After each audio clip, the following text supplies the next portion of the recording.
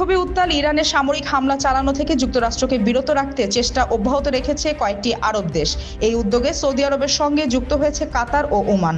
যুক্তরাষ্ট্রের প্রভাবশালী দৈনিক দ্য ওয়াল স্ট্রিট জার্নাল এক প্রতিবেদনে এই তথ্য জানিয়েছে।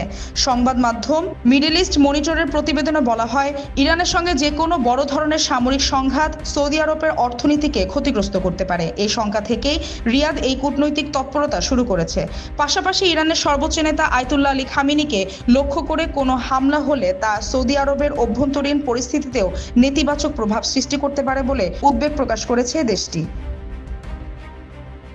উপসাগরীয় আরব দেশগুলোর পক্ষ থেকে এমন বড় ধরনের বাধার পেছনে আরেকটি উদ্বেগ হলো গুরুত্বপূর্ণ হরমুজ প্রণালীকে সচল রাখা। ইরান ও আরব দেশগুলোর মধ্যবর্তী এই সংকীর্ণ জলপথ দিয়ে বিশ্বব্যাপী মোট জ্বালানি তেলের প্রায় 1/5 পরিবাহিত হয়। ইরানে হামলা হলে তেলবাহী জাহাজ চলাচল ব্যাহত হওয়ার আশঙ্কা রয়েছে, যা বৈশ্বিক জ্বালানি বাজারে মারাত্মক অস্থিরতা সৃষ্টি করতে পারে। প্রতিবেদনে আরও বলা হয়, সম্প্রতি যুক্তরাষ্ট্র তার উপসাগরীয় মিত্রদের ইরান ইস্যুতে সম্ভাব্য উত্তেজনার জন্য প্রস্তুত থাকতে সতর্ক করেছে। এই সতর্কবার্তায় উপসাগরীয় রাজধানীগুলোতে গভীর উদ্বেগ তৈরি করেছে।